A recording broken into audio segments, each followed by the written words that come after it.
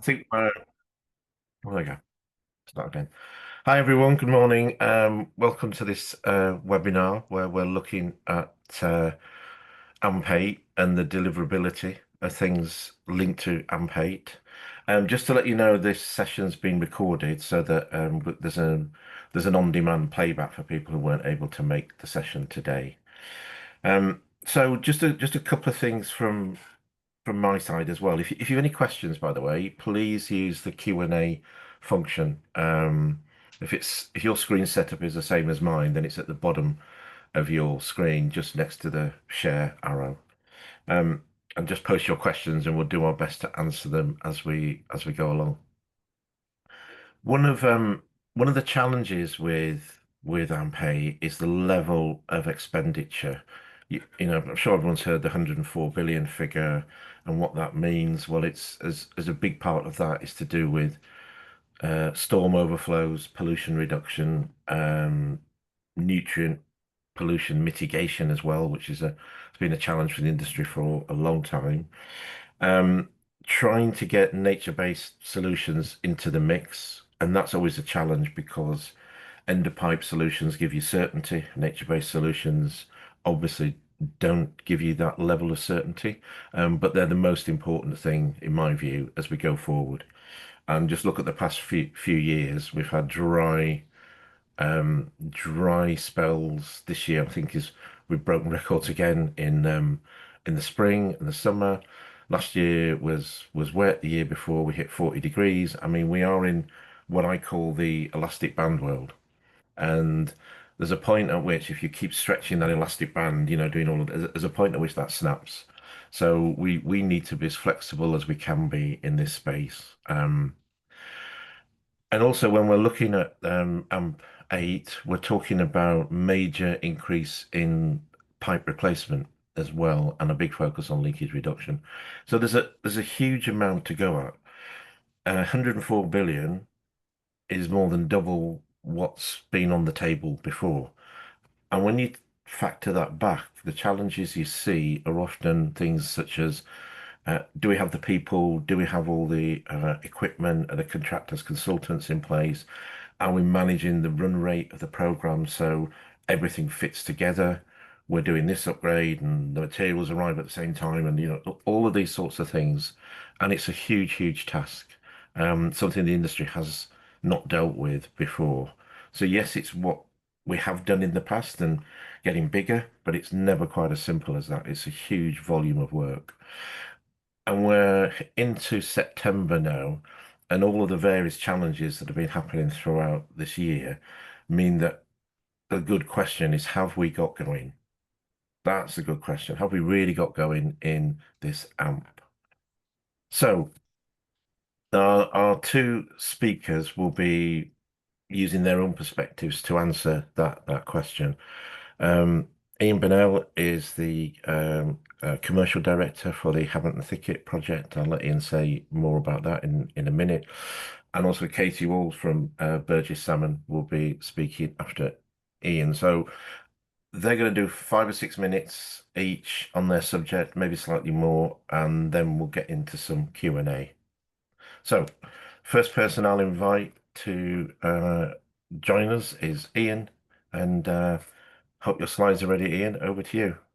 Thank you, Paul. No, I haven't got any slides. I'm just going to talk really from my perspective, because I'm not actually involved in AMP8, but I'm involved in a major project which is funded as a project-specific project by Southern Water, with Ofwat overseeing that project. And I think within the AMP8 program, there will be these mega projects or very large projects which have unusual demands on the supply chain and on how clients go about getting those projects delivered.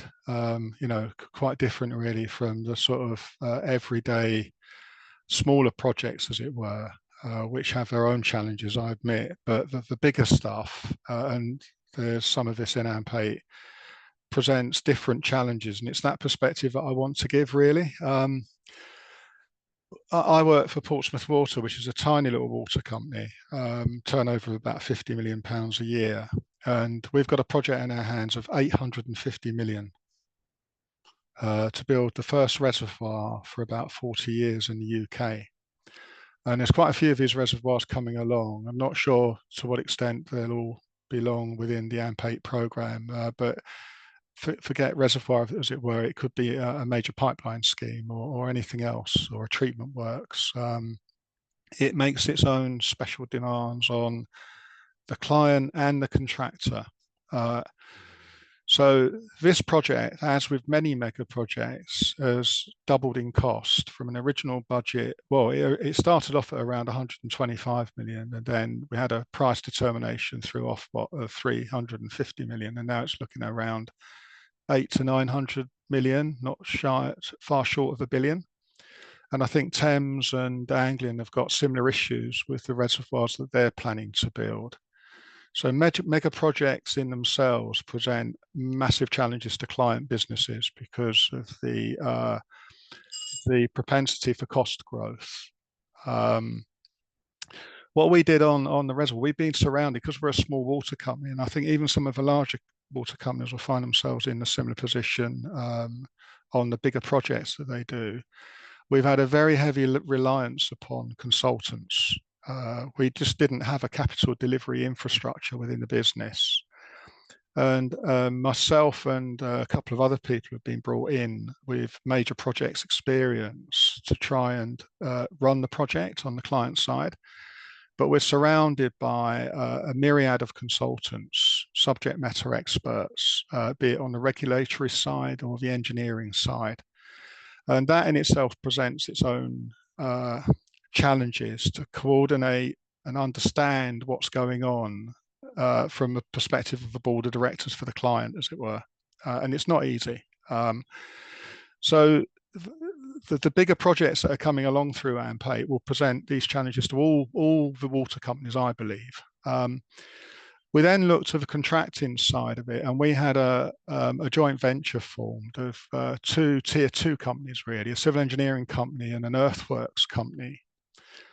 And although they're an integrated joint venture and a limited business set up specifically for the project, and again, you'll see some of this, I think, in AMP8, they still operate their own company systems, and I don't believe they are integrated. And that in itself presents a client with massive problems in terms of how you administer and manage the project, because you're effectively dealing with two tier 2 companies at main contractor level, and then trying to talk to them and to their supply chains, which are quite different. None of it is made easier by some of the regulatory framework in the background. And although the individuals that we deal with from Ofwat are very capable, they're obviously in a state of reorganization at the moment, which is also causing uncertainty in terms of how we go about our business with them. And our project's actually a bit peculiar in that although we're building it and we're managing it, we're doing it on behalf of Southern Water, whose customers are paying for it. So there's a lot of pressure coming in from there.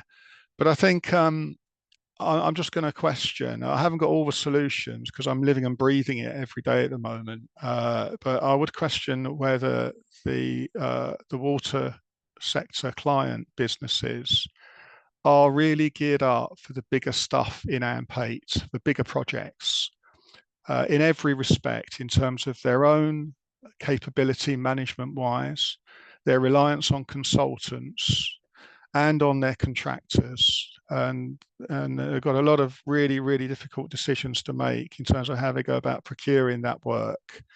Do they go directly to tier 2 or do they go via the tier 1s?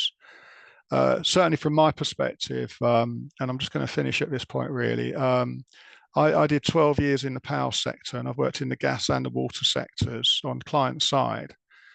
And I've become increasingly disappointed at the capability of the main tier 1 contractors to do what they're apparently there to do, which is to manage large infrastructure projects which are exceedingly complex.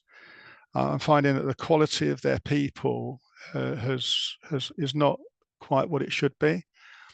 and the way they manage their supply chains also leaves something to be desired. All these are massive challenges. I could go on forever about some of the solutions, and everyone will have different views on it. But I just want to try and outline what lays ahead and whether the water companies are gearing themselves up to meet this challenge, or whether it's just PowerPoint slides and strategies that just don't go anywhere. Because it's a real life issue when you're in amongst it, like I am at the moment. I think I finished there, Paul, if that's okay. I just wanted to outline the problem and touch on a few of the potential solutions and issues. Ian, thank you.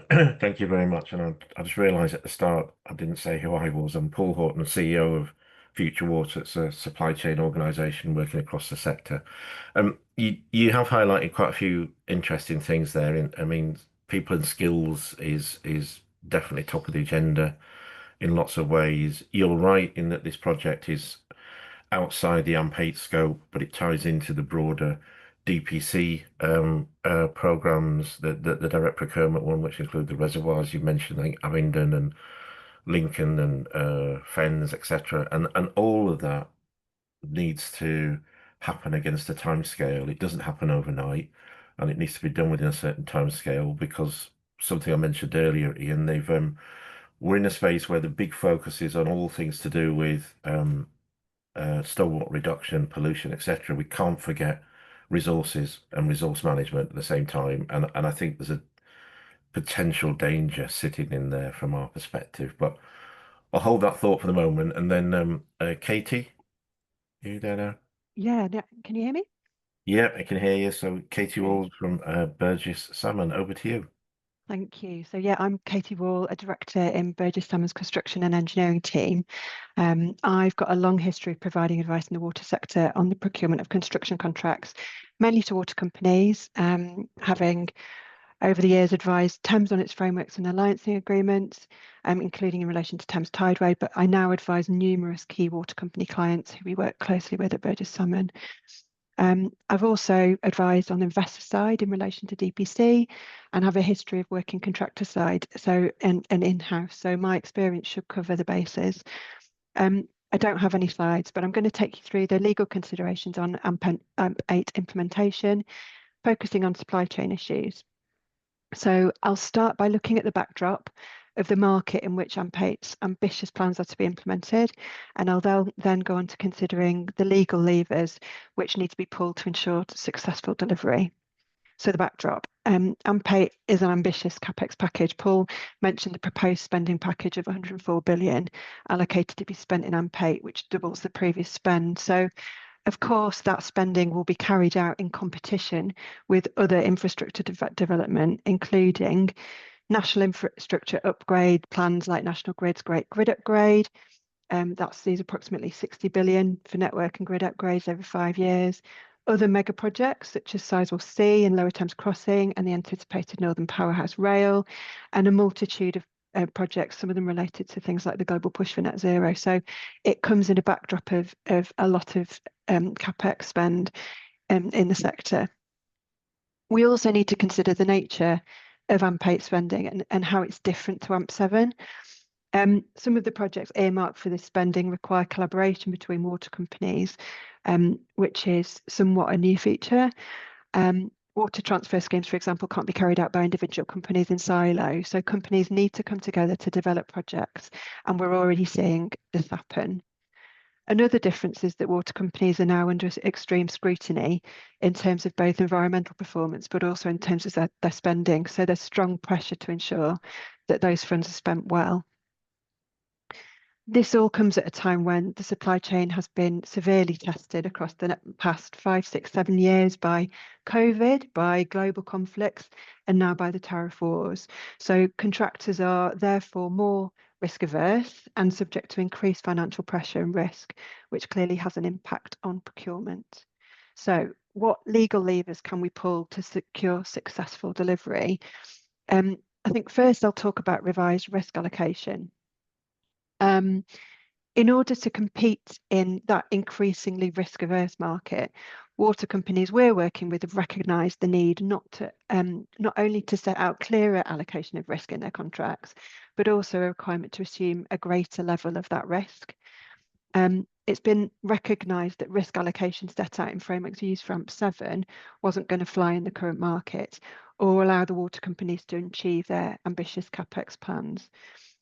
This review of risk allocation is important to ensure that both tender opportunities are attractive in the competitive market, but the clarity of allocation also ensures that work's carried out on time and to the satisfactory standard. Will this revised risk allocation have knock-on impacts? I think there is an anticipation that whilst terms may have become more contractor friendly, the hot market will result in those terms being scrutinised more frequently during the term of the contract. I think a supply chain under pressure is more likely to rely on its contractual rights to claim. In a market dominated by NEC contracts, that means renewed focus on the inherent project management and risk tools set out in contracts, and a renewed emphasis on the practices around assessment of comp events.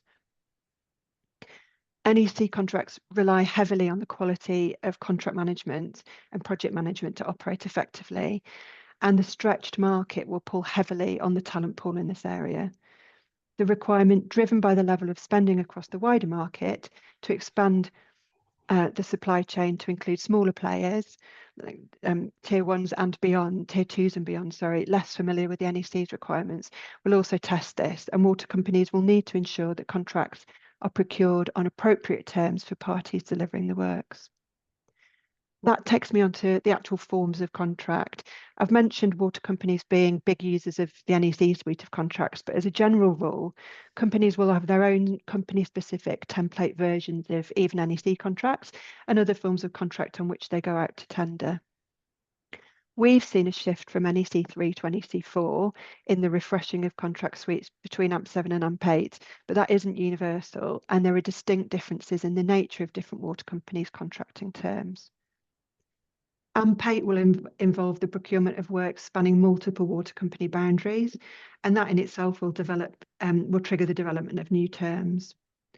Some of these works, just like the reservoir project Paul's working on, Ian's working on, will be of significantly different risk profile to the vast majority of works procured through AMP7. And I think the level of civils works required for reservoir building will require a completely different risk allocation to the projects we've seen in the past. Contractors simply won't contract on terms which flow all risks down the chain for contracts for projects like this. So target cost contracting with specific emphasis on allocation of geotechnical risks are likely to be required.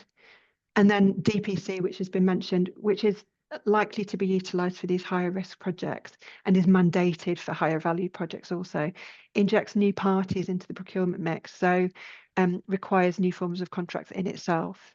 I think, that would merit its own discussion, so I won't go into too much detail here, but on the whole, thinking of forms of contract, this means that whilst there's some standard practice across the industry with a common use of NEC, there's going to continue to be a range of forms of contract for the supply chain and for water companies to administer. And whilst broader standardisation might be preferable to the supply chain, we're not seeing any indication that that's likely. The next kind of key lever or real key issue in terms of contracting and legal levers we can pull, I think the thing to focus on is collaboration, and collaboration I think will be key. The water industry has a strong history of recognising the need for strong collaboration between the companies and their tier 1 suppliers and beyond. On a non-legal level, we're talking about transparency and strong communication and collaboration between teams who are charged with progressing works once they've been procured. This will increasingly, I think, be important to ensure all parties remain positively engaged and projects are planned well in advance with a clear programme of work to allow the supply chain to gear up where necessary, and that projects achieve programme and cost targets. From my perspective, as a non-contentious construction lawyer advising on contract strategy up front, it means further use of long-term contracting arrangements, utilising frameworks effectively across supply chain to capitalise on enhanced buying power, but also to provide stability to overstretched contractors, promoting investment in people and skills and technology. hopefully to deal with some of the issues that Ian's raised in terms of skills throughout the supply chain. I think collaboration on a tech front could, I think, inspire, again, its own discussion, but driving innovation in tech will require parties to work together and test projects which might not always succeed, with the aim of working together to innovate on those that do. So collaboration is really key to driving forward on the tech front too. We've seen the water industry use collaborative contracting across frameworks and alliancing contracts for decades now, but I think it's fair to say that renewed focus will require these contracts to be dusted off to ensure that they're driving the desired collaborative culture. Lastly, I just mentioned procurement itself, and because I think it would be remiss of me to kind of talk to this and not mention the actual procurement processes. And again, a topic I'd usually defer to my procurement colleagues on, but I think a simplified and clear procurement process will be vital to ensuring positive engagement with the supply chain going forward. A quick canter through for me. I'll hand back to Paul. Thanks very much, Katie. Gosh, you just touched on something there where my own organisation is doing a session exactly on procurement for a whole number of reasons. But you've also mentioned risk as well, and how that's allocated and where. Some of the supplier noises that we get to hear as an organisation is that we're being asked to take risks that we're not capable of taking, and what does that ultimately mean? And it brings us back, doesn't it, into AMP8 in that whole, there's so much to do at a very high run rate compared to previous AMPs. There is the challenge of not taking that step back to make sure everything's being done in the right way with the right procurement and the right functionality. And you mentioned the collaborative thing around things like IT. You could probably talk about networks as well and protocols of the data sharing which exist in energy, but not really in our sector.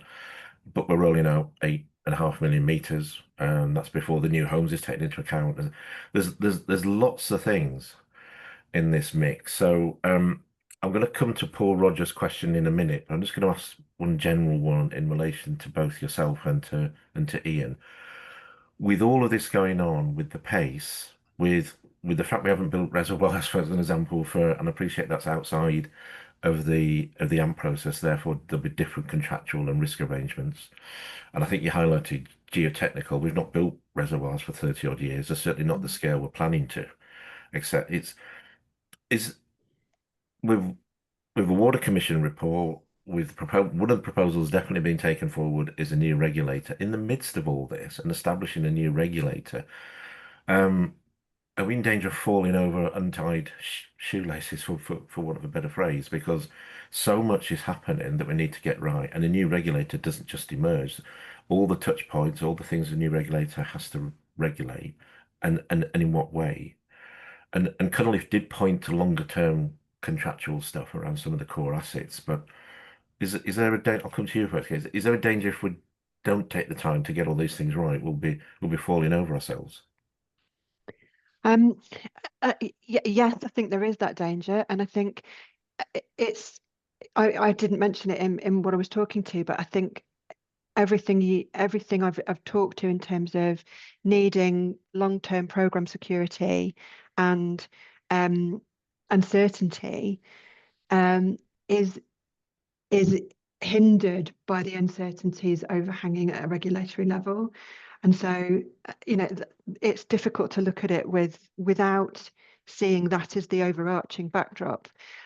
As a construction lawyer, I tend to operate at that lower level of understanding what program certainties there are and supporting water companies to be forward thinking and to ensure that their terms are looking forward across the AMP period rather than set up to look back at the previous AMP period.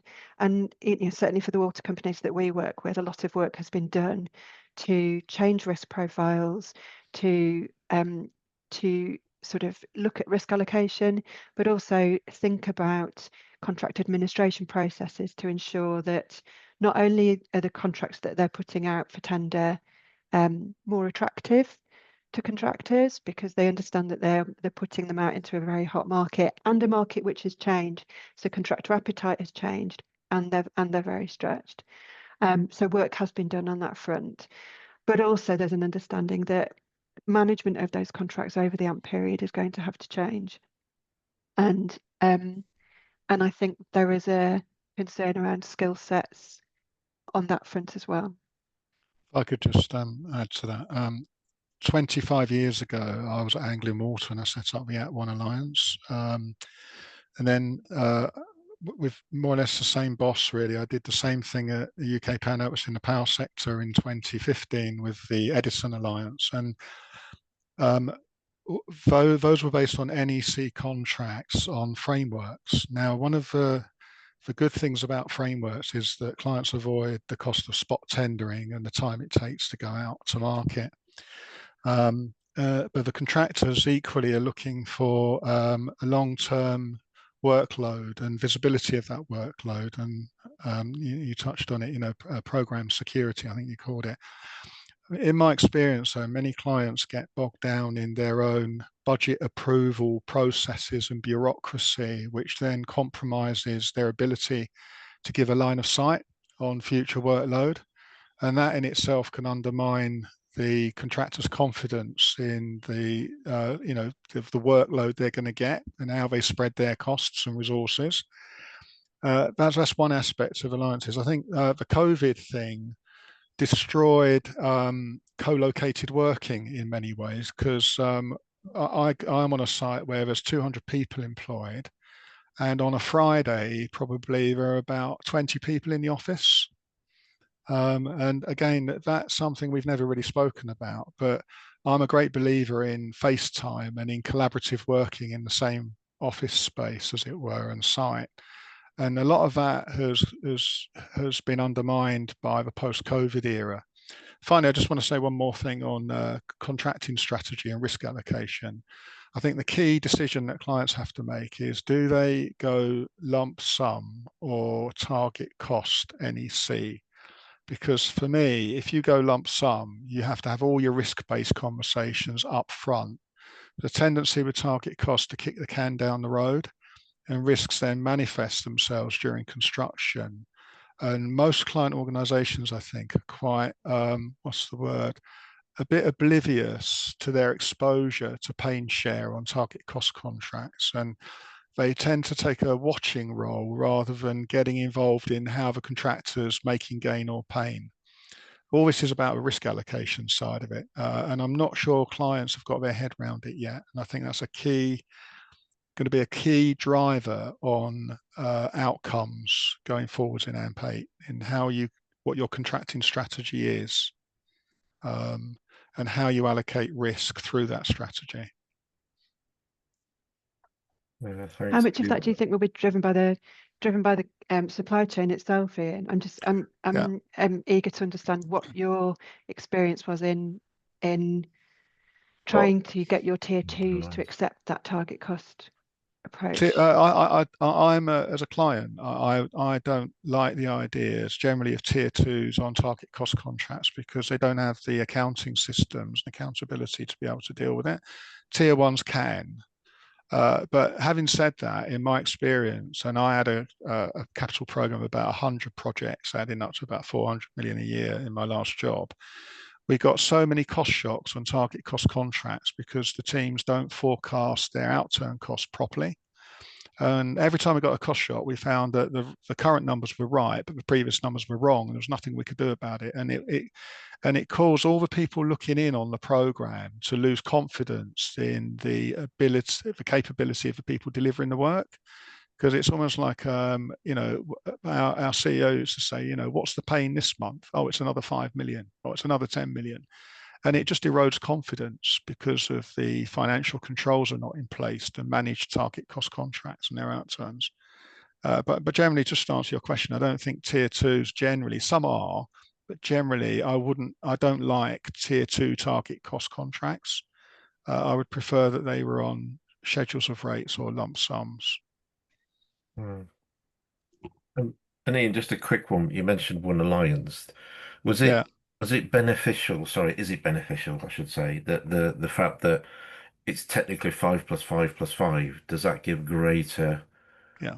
certainty with the people working in the whole alliance process? I think it does, but it's hard to convert for +5 + 5 into a tangible, Yeah. real today scenario. Yeah. What contractors want year on year is, like now they want to know next year, what's my workload going to be? Yeah. And generally speaking, in my experience, the clients I've worked for have been unable to tell them that, and it's eked out over months rather than this is your program, and that's what contractors are looking for.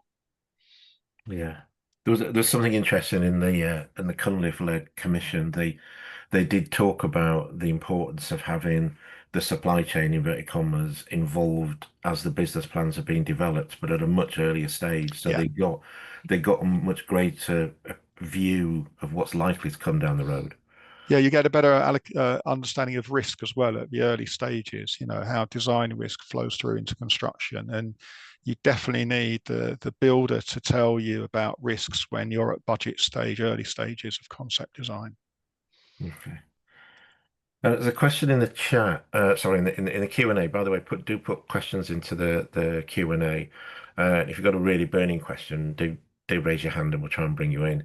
Um, the questions and do you think the existing consultant frameworks help or hinder delivery and can provide the capacity needed? Question mark. As an SME with extensive experience in the water sector, it's more difficult for us to get on frameworks where we can offer help and advice to deliver. Over to you first, Ian. Um, that's a tough one to answer. I think most consultants work on a time charge basis, and they're very loath to take on any financial risk. And I often struggle with design because it's like herding cats. Sorry, all due respect to designers, but my son's a project manager in the rail sector, and he says that he's a project manager of designers, and he says it's one of the most difficult things of all to manage. Um, I think there are some real challenges there about the workflow of the consultants. Now it's integrated into the overall project delivery process, because quite often they're standalone businesses looking in. I think on the At One Alliance, we incorporated the design houses into the alliance. So, and that works as well, I think, rather than them being sub-consultants, as it were.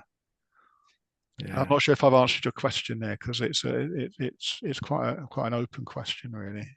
it is. And I mean, Katie, from your side, from the legal contractual side, do the framework contracts allow for flexibility, or is it, once they've been agreed and going back to what Ian's just said, that it's very difficult then for someone at the tier 2 or 3 level to get in the door.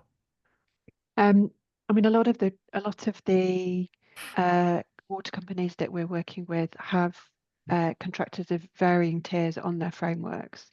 So, but we're talking about contractor level here rather than consultancy framework. So slightly different to the question that's come through. Um, in terms of flexibility, I think, we talked about the requirement for needs for collaboration and flexibility on things like the innovation front. I think going forward across this AMP period, there will be a greater need for flexibility going forward, because I think there'll be a rate of change at design level and innovation at tech level that will need to be built into frameworks at the level that they're put in place. So yes, absolutely, companies are building flexible frameworks which allow consultants to come to them with information, and allow different manners of procurement to allow for innovation and flexibility going forward. Can I just sort of briefly add that we sublet the reservoir work on a design build basis. So they Yeah. employ their own designers to develop the outline design to a detailed design. And what we found is that we got the value engineering incentives wrong in the contract. And I think a lot of thought needs to be given, if you do that, to how you reward the contractor and his designer for value engineering and innovation on a contract. We didn't get it right, and we're actually reviewing that at the moment. It's a very complex issue to get that right. Thanks, Ian. Um, an open question to both of you, because we're sitting. The question posed for this event through Waterfront was you know, is AMP8 deliverable? Um, and obviously, you talk to water companies and others, etc. Yeah, yes, of course it is, but it's a significant run rate, and anyone that's been involved in projects, either the procurement side, the legal side, so those those run rates are very complex because you're talking about a lot of different things coming together. I mean, just from my own knowledge base, effectively trebling the amount of pipe replacement is not easy at all. And Katie, you mentioned the competition across other sectors for work is significant, as indeed from other countries as well, which plays a Mhm. part. So if you're opening this up, is it deliverable? Is there, so Katie, coming to you first, is it what needs to be done differently? You already mentioned that, we can't have the same contracts and things in place as AMP7. So what is it that needs to be done on a different basis to because that's going to be the core thing, isn't it? That we'll get all the frameworks and legal stuff in place, and then we can start buying loads of things and people and skills and knowledge and what is it? I mean, I think from my perspective, and that perspective of somebody who puts contracts in place, I think the upfront thinking largely has been done by the water companies that we're working with to put contracts in place to allow them to get through the gate running. You kind of, you mentioned the fact that we're in September, and has that happened? I think there are questions around that. Um, Mm, but it, you know, the contractual forms are there, and the history of collaboration is there. Um, it will be ensuring that the work flows through, and that work is brought to a broader range of the supply chain, because new relationships are going to have to be made. Um, and I'm not at the forefront of building those relationships internally at a water company, but I can see that a lot of work has been done to put them in the right position to go forward. That would be I my. think there's going to be winners and losers, Paul. Those client companies that secure frameworks, contractors, and keep them interested, and that means giving them a program of work that they can rely on, and also having relationships at the most senior level to sort of hand on the tiller. Those water companies are going to succeed, but some are going to fail. I know. We've just had a procurement project where we've gone from 4 bidders to 1 because 3 have pulled out because the market's overheated. So there's a lack of competition out there, and it's very much a seller's market at the moment. I think there's going to be winners and losers. It's very hard to say to what extent on the overall AMP mm, program, mm. but some water companies are going to succeed and some are not. And is this in your view, is this on the capital projects, the supply projects, as the e.g. the rollout metering, for example, or is it going to be a mix? I think it's much more on the projects, as it were, as opposed to sort of the R&M and the ongoing Yeah, stuff. yeah. That's the challenge, to keep, because projects are lumpy, and you've got to keep that flow of work. Because if contractors put a whole infrastructure in place, they need to pay for that. And you've got to keep them interested, and you Yeah. can't just have people sitting around doing nothing. So keeping the flow of work and keeping it alive, it's a major challenge, and that, I think, is what they really need to think hard about. Yeah, and I suppose back to something you said, Kate, is it's not everything is yet in place. So, and we used to, dare I say, from the supply chain viewpoint, we used to slow starts to AMP periods. Yeah. Um, but 104 billion. This is as you said, double the Mhm. previous AMP. Um, my simple brain goes, we can't afford a slow start because if you get towards the second year and you're already X amount behind, that catch up becomes a huge, huge challenge. Yeah, I think I guess that has to be balanced with the knowledge that some of that capex is going to be taken up with mega projects, as we've talked about, which will take time to go through procurement processes and which, we're a way off seeing them come to fruition. So there will be it's not going to be a single line capex spend across the AMP. Yeah, There will be a ramp up period, I think. yeah, You're also going to find that work's going to become more expensive. The client's going to be paying more for a meter of pipe than they did in the past. yeah. So are we going to be at 104 billion, or we're gonna be more than that? And actually, we don't. The sector doesn't have enough, extra cash, inverted commas. Yeah, you might be 104 billion, but with less delivered for it. I don't know. Yeah, all that as well. Yeah. So, is there anything that I mean? Okay, I'm gonna throw this one back here because we've touched on it. In the middle of all of this is the Cunliffe report that came out and a whole series of recommendations. And obviously, we know the regulator, a single regulator, is one of the aspects being taken forward, and we're going to hear, I think, maybe before or after the party conference, we're going to hear what the proposal for the rest of them are with the white paper. This is this is a challenge, isn't it? The timetable, if it works, the timetable the government's proposing, there'll be the white paper open for consultation end of this year, some primary legislation next year, and then in theory a regulator in place in some form or another in 2027, with one of the benchmarks being Ofcom, where they brought various bits together, but it took over 2 years.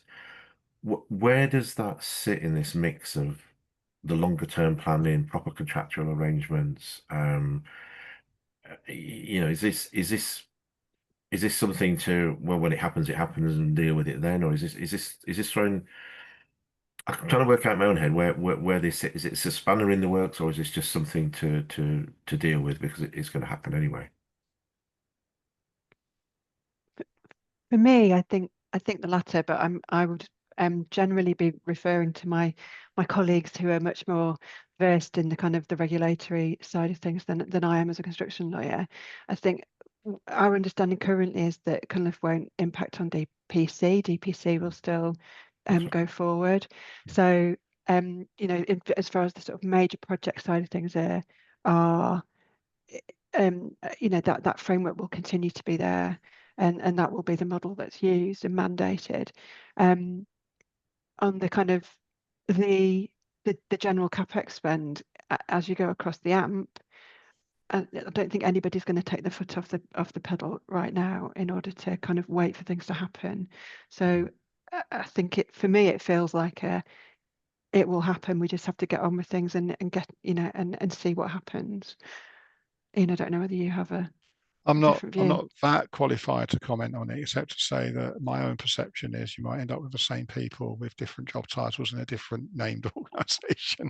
If the leadership changes, though, which I think there's signs that it will, then you could get a different approach taken. But I think it goes back to your point, Paul. It's probably something that's going to happen, and not quite sure how it's going to play out. Well, you've both mentioned skills, and Yeah. you've obviously mentioned them in different contexts as well. Um, and Ian, you were quite sort of upfront about saying not sure there's that level of skill in the sector at the moment in terms of some of this project delivery. And then Katie, you mentioned the need to collaborate in certain areas, for example, IT, where you you talk of anything like cyber, digital resilience, etc., where we're seen as a poorer cousin at the moment. So we've got to what can we do to get more of this skills in play? Because it's going to evolve over the AMP, isn't it? That's one question I've got.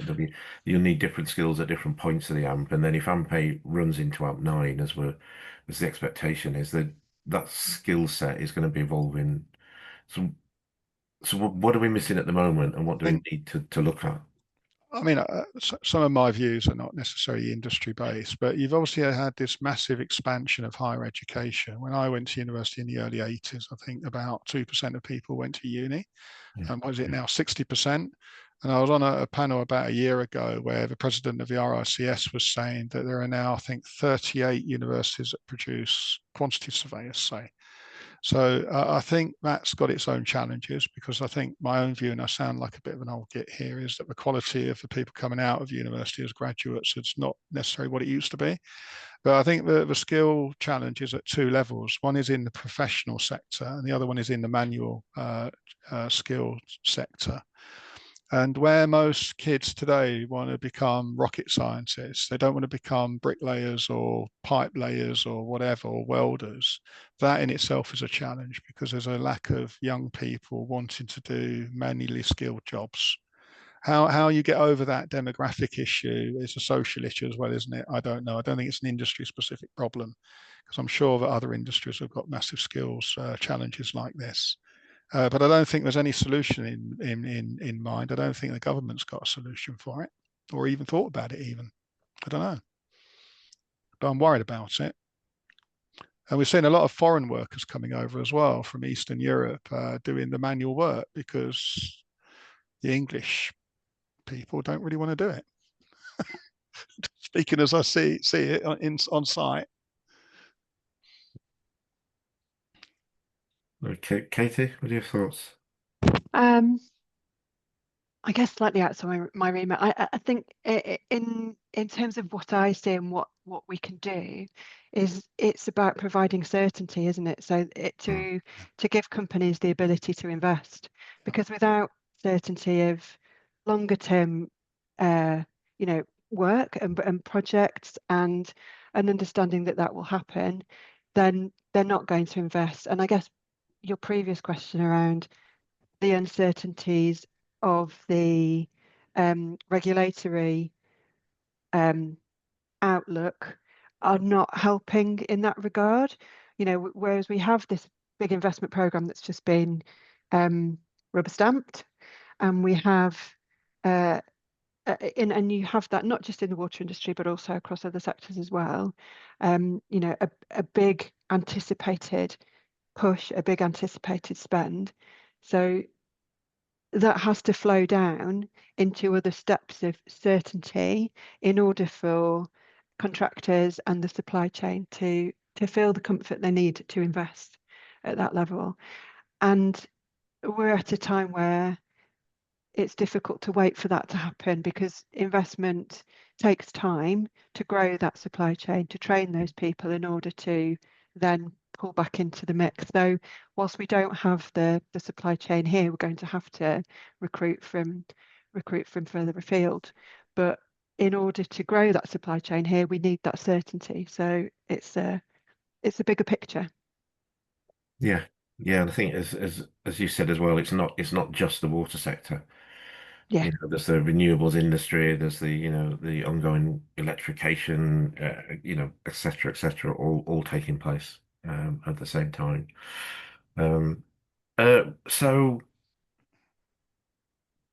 okay, I'm going to do a crystal ball moment. If we got the crystal ball and we look ahead and it's 2030 stroke 2031, will what do you think we'll be doing then? There'll be a new regulator, etc. Obviously there'll be elections, so who knows what's going to happen there. Will we be going, okay, well, yeah, we did this, we managed to do it. Is one side of that. Ian said, yeah, we've managed to do this, but we've not done as much as we want, but we spent the money. Or it's been such a struggle. We need these programs to start running into AMP9 in order to ensure that we do them. Again, it's a very, very wide proposition you're putting, but I think the situation will be more challenging in 5 years' time than it is today. And I don't think it's also helped by the amount of government legislation and regulation that's imposed on businesses generally, making it harder to do business. But I'm not going to be too bothered about that, Paul, because I'll be retired in 2030. I think it's going to get tougher, Yeah. frankly. And I think there'll be a mixed bag in terms of output or performance on AMP8. But I don't know if anyone wants to vehemently disagree with me on that. But I'd welcome it because it will engender a debate around it. But it's going to get tougher, I think. I think one of the things I talked about in terms of the sort of the backdrop of where we are now and what AMP8 spending looks like now, being the extreme public focus and scrutiny on environmental output, but also spending. That will only get worse unless AMP spending occurs. So something will have to be done either to spend the money to fix the problem or to change the narrative in order to make the backdrop a different one in order that the spending can happen across the AMP in order to in 5 years time not be somewhere worse than where we are now. Yeah. I suppose the other backdrop in this is climate change, isn't it? Where I don't I don't stand up at an event now and go, oh, guess what record was broken? Because literally it's every event I'll be standing up saying another record, another record. What is critical in all this is that existing infrastructure, which is fixed, and how you can manage that with a changing climate. And then where does water fit with electricity, and vice versa. And then telecoms, as we mentioned, and all the other sectors where that interoperability is vital, Mm. um, in that sense. And maybe in my head, the move to a single regulator would give greater scope for better collaboration across the regulatory system with the other regulators. That's one thing I'm looking forward to. But it's going to be a very different climate again, even in just the next 3 or 4 years, which throws its own challenges. I don't know, Katie, you're at the procurement level, so it's perhaps an unfair question. Can you have things in contracts that allow, the way the climate's changing means we're going to have to do this in a different way. We're going to have to now, procure something different or manage something different or change the terms a little bit. Is that flexibility possible? So you're talking about essentially changing spec as the contract moves through in order to apply a different specification as Potentially, yeah. I mean, it's not something I've seen, and I think it would be quite difficult, but you'd be talking about in changing obligations, and then not only are you changing kind of spec and obligations, but then you have to allow what that means to a contractor Yeah. in order to innovate. And I think that becomes very difficult. Obviously, you have variations in contract mechanisms that allow Yeah. you to vary a contract, and that those types of provisions will allow you to change as we move through. And longer term contracting tends to be on a sort of framework call off basis. So in essence, potentially does allow you to call off on slightly different terms as you move through. But in a regulated world, that has its own difficulties. Ian, have you got any thoughts on that? I'm just trying to understand the question. You talk about climate change. Obviously, there's an Yeah, increased emphasis on reservoirs now yeah, because of yeah, potential drought. It's interesting as well. What's actually triggering me, because I've been preoccupied with this week, is the biggest risk on our reservoir contract is weather. And we've actually employed a firm of meteorologists to help us understand that risk better. And we're looking at completion, filling the reservoir by 2034. It's that long a project.